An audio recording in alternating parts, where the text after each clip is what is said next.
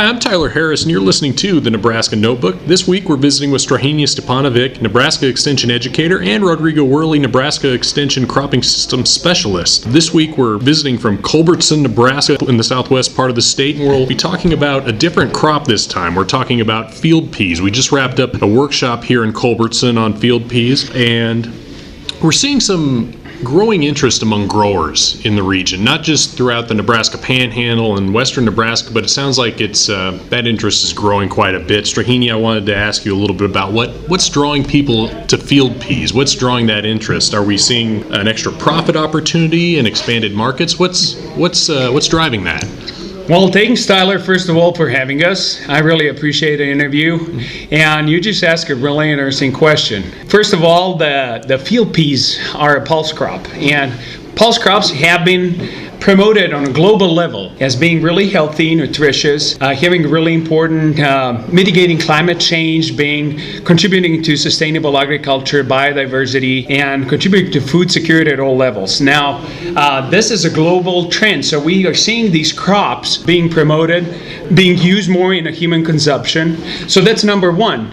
Number two, the things that are driving markets are also associated with growth in pet food industry. A lot of byproducts of milling pea flour are pea-based protein and pea protein concentrate, and then pea fiber, things like that go into this pet food. So we can see an increase in pet food industry products. We are also seeing new trends in human consumption like gluten-free alternatives, GMO-free. Now, I'm not going to get into the political side of things, but these are the trends that are driving the need for this particular crop, driving the demand. So on supply side, there's a few farmers that really in southwest Nebraska that I started working with. They have been growing this crop for maybe 10, 20 years ago. Yeah. But the local markets were not developed, so they had to ship them long ways to South Dakota or even to the coast, find a way how to market them. That was really difficult part. So we didn't have transportation costs. That's right, transportation costs and all that. So there's a particular group of farmers that kind of recognize the potential of field peas to be grown instead of fallow component in our rotations that we have, wheat corn fallow or wheat fallow rotations, and they started certifying seed and selling seeds, and all of a sudden you see this group of farmers producing peas, but they're questioning, where's the market? They put them in a bins, they find their particular grain broker that's going to help them market, whatever. So now you see Gavilon and other companies developing the pea processing facility, which is like producing a split peas and then having a receiving points throughout the southern part of the state. And we also have a co-op, New Alliance Co-op at the Panhandle in Nebraska, started taking peas about 4 or 5 years ago. So we are seeing this trend of between the market being developed, farmers growing peas, and then processing facilities. Everything is kind of putting together. What's also more interesting is these commodity prices that are dropping down significantly. They're always looking for an alternative. They want to see if they're going to make money with something new. If you think about pea price, 2 years ago it was $4.50. Last year was about $5.50. Right now, what we heard on this workshop, they're taking peas for $7.50. Oh, wow. So that's something that really farmers ought to consider. And according to what we heard today, that market is supposed to be stable, and we should have some kind of a stabilized market here, which is going to help farmers have a plan in the future, kind of have peas incorporate them, how they're going to incorporate them. So where we kind of jumped in is, and not only Nebraska, Kansas State is doing a pretty good job on this, and we heard our colleagues from Colorado State University and University of Wyoming, they're all working on researching how we can grow peas better. So we've heard farmers talking about having field peas anywhere from 0 to 40 bushels to the acre. We want to make that a little bit more consistent, talk about the farming practices that are going to get us to the little bit more consistent, so they can have that plan ahead of them. So, well, and you both talked about some of that research today. And Rodrigo, we had talked about some of that research talking about nitrogen fixation, microbial activity. What benefits do field peas bring to the rotation? And I was wondering if you could tell me a little bit more about that, because we hear about some of these, whether they're taking a yield boost by rotating with field peas by introducing them to the rotation and breaking up that wheat fallow rotation. and in some cases there might even be a yield hit just to water use. I mean, what are you seeing out there in your research? So that's right, Tyler. So here in western Nebraska, water is the most important environmental factor. The wheat, corn, fallow rotation there worked for many years, and in order for that to work, you got to have good amount of residue in order to reduce evaporation there. Correct. Successful weed management was an important component of the wheat corn fallow rotation. However, in order, some of those weeds have evolved resistance to the herbicides that were commonly used. Glyphosate is the big one there. Glyphosate alone is no longer working. Weed management in the fallow is getting more challenging. And then we see this great opportunity here of include a legume, a short season legume in a cereal-based rotation. So that gives you the opportunity to bring a legume that might fixate some nitrogen for you for free. You have the bacteria, you add that inoculant with your seed, there is that ability of the plants to capture nitrogen, you add some diversity to the soil. So we did some 1 year rotation study here that Strahinja started working. Some growers did some strip trials. He looked at water use, he looked at nutrient dynamics, he looked at several aspects that could help us understand a little better whether there's a fit or not. And what we found, we first expected that we were going to see some extra nitrogen after the field P. We didn't see that the first year. Due to fixation. That's right, yeah. But we didn't see that extra nitrogen, but it didn't reduce it. Okay. Chuck did some work. There was some reduction in the wheat yield afterwards. However, when you have the fallow system, you also lose some water. So the idea here is you're bringing in an extra crop, you are harvesting that, taking some of the water, but you return into profitability. So you can understand how much water is available there. Can I include that as part of my rotation or not? How much yield is that? How much yield loss am I going to be seeing in the wheat? Is it worth it or not? And then you throw some diversity in your system. Again, you have the legume base. Strahinja ran some of the Solvita tests there, and then he collected some soil samples, and we did see some enhanced microbial activity. And for those who don't know, could you explain what the Solvita test measures? Yes. Just that's the microbial activity. Correct? That is right. So what it does, it basically measures the amount of CO2 that's being released in the soil. The higher the amount of CO2 that's being released, that indicates that there's higher microbial activity. If there's higher microbial activity, that indicates there's higher mineralization of your soil, indicating there's going to be more nitrogen available, okay, for your next plant to grow. So we're seeing some of the benefits. Strahinja also ran some of the infiltration studies after wheat harvest. So where he had the field peas before the wheat, he saw that water infiltrated a lot faster compared to where you only had fallow. So the idea here is, okay, you introduce this crop, it helps with water infiltration. And the point there is, if I have better infiltration, assuring that the water that's going to come down is actually going to go in the soil instead of running off, which we want to reduce here.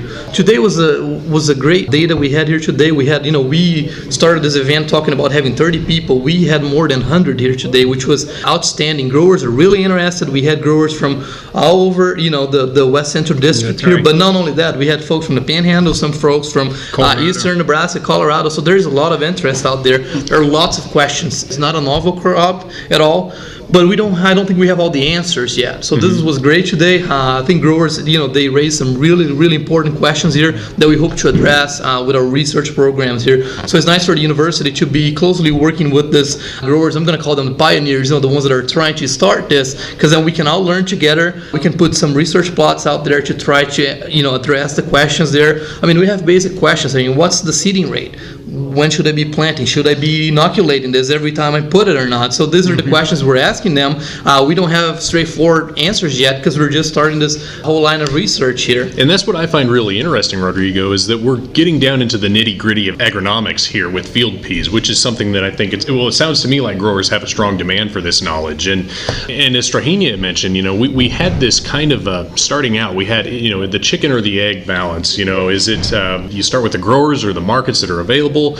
And we're starting to see that come to fruition now, because we've got, I think they said earlier, about 100,000 acres of yellow field peas being grown in Nebraska right now. So it's certainly a growing crop amongst producers, at least in the western part of the state, and there's interest further and further east, it sounds like. And to go back to what you were saying about some of the research, you mentioned that while there isn't that much of a difference in end credit from fixation, we are seeing some from increased biological activity from mineralization. So we are getting some nitrogen that way. And on the other side of that, on the water side, and these are based on the numbers that Chuck Burr presented today, we do see a little bit of an increase in water use on the field pea rotation versus the wheat fallow rotation, but we do see some evaporative loss on wheat fallow as well. And we also see the improvements to infiltration rates with the field pea rotation. So there's a little bit of a give and take there. And in the long run, it's up to the grower to decide, right, is this going to be profitable for me in my rotation and my location, and depending on the year too. No, that's absolutely right. So the data that Chuck showed there, that during the fallow period, there was a 6-inch loss in terms of water. If you had the field peas in there, the field pea could have used some of that water that got evaporated. Not only that, I mean, if you have a good field pea crop, you get some additional crop residue there that's going to going to help. It's going to keep building on.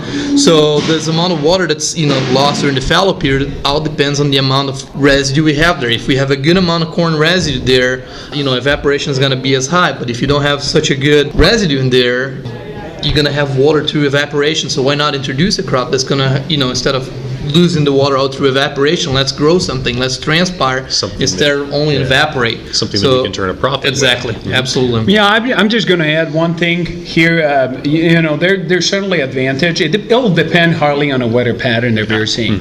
If you look at this year, for example, people that had 30 bushel peas, they're going to have a really nice residue, really nice cover.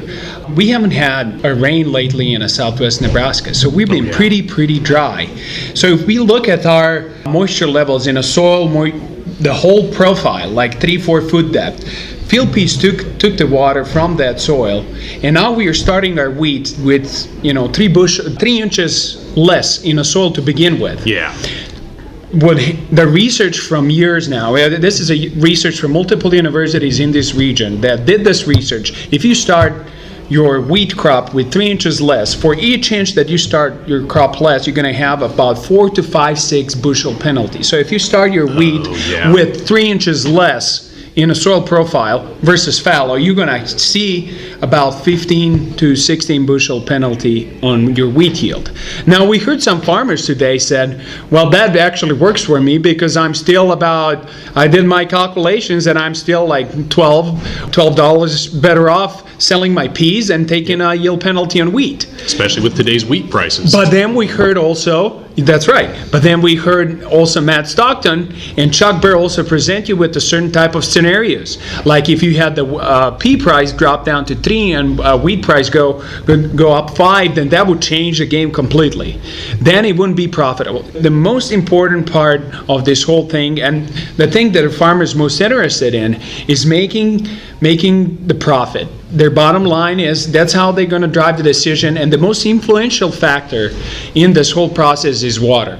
So that's why we are really put this workshop here in Culbertson. We are trying to get a little bit to the east side where people are still in that wheat rotation, not necessarily corn, soybean, but in that the people that have wheat in their rotation, and they're looking into eliminating fallow.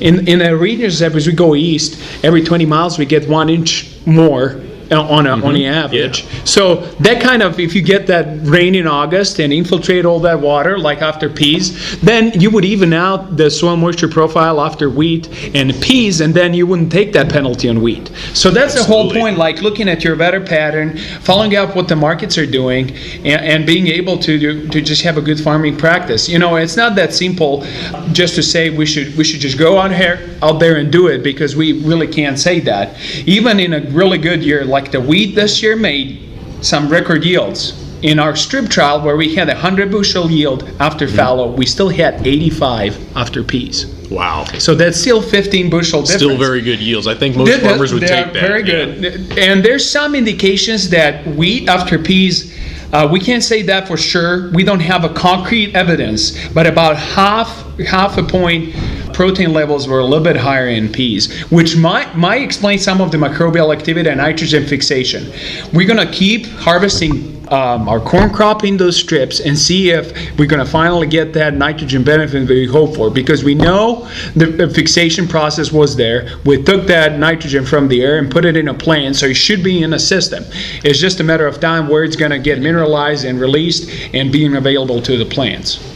That's right. So, and we talked quite a bit about the research that you've done already, and you're going into the third year of this research. So what's on the horizon, and what would you like to see be researched on field peas? So Strahinja just, and a group of colleagues at the West Center and some colleagues in Panhandle, we just received a large grant through the SARE program.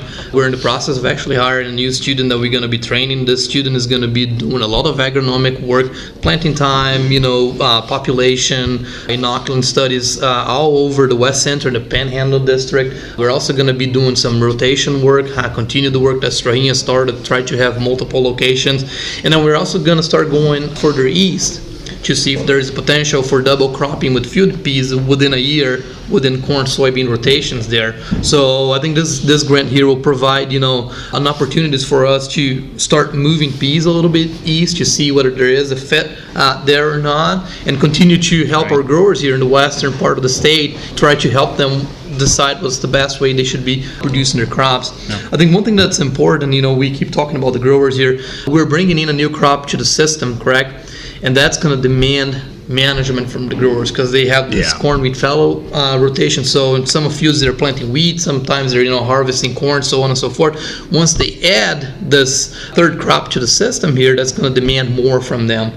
So timing becomes extremely important. Based on our conversations here, the sooner you can get it planted in the spring, the better off they're going to be, because you want to avoid some of those hot months, early June there, because that's when flowering is taking place. So growers, if they decide to go this route and include, they're going to be on top of this. It's going to add another level of complexity. So planting on time. Field peas are going to be ready about the same time as the wheat is ready. Out west here, hail becomes a huge concern when the crops are ready. So should I go first with my wheat? Should I go first with my field peas? A big exactly. There too. It's going to be you bring an important question. Like Rodrigo just said, that we are starting two different philosophies of starting up a research on peas. In the western part, we already did variety trials for more than 2 years. We did variety trials for 3-4 years, and that's all initiated by Deepak Sentra. He's our alternative cropping system specialist. Well, crop breeder. That's right. So he did a little bit of this work. So I partnered with him at the early beginning. Now Rodrigo is taking over, trying to do that here in the West Central. Cody Creech out there in the Panhandle. So Rodrigo kind of starts to taking that into eastern parts of the state. So what really idea is, when I talk to him, we don't know anything about growing peas in the eastern part of the state. It's been corn and soybeans for so long, and you look at the profitability maps in Iowa, they're just horrible. People are on average losing 20% of people that are on their corn soybean rotations are losing $100 to the acre or more. Those are just models, but they kind of tell you the trends when you rely on two crops, how the economics looks like. So with peas, we're going to start variety trials in eastern part and really do in-depth research in the western part, at least start up that really good production practices. So we have some baseline information for the right. west. So we are further ahead out here where we are, having the farmer knowledge at the beginning and a little bit of tradition building up and a culture of new crop. And then we're going to have a good research-based information a few years down the road with Rodrigo's help and some others. And not only on that, also herbicides are going to be they were a big topic today. I mean, you heard a lot of people saying what's going to happen with the atrazine carryover. When do we apply it, fall or spring? What do we do with post-emergence? How do we control weeds? So that's what's going to take place, I hope, in the future. So it all sounds to me like, based on what I've heard today and what I've heard about my small amount of time spent around field peas has been that, this is one way that we can really be dynamic and resilient in times when, the commodity prices for corn and soybeans are not so great. And it's also obviously a very great tool for folks who are, in a water limited area and are trying to manage that, because, you're talking about an earlier crop than what most are used to in the area.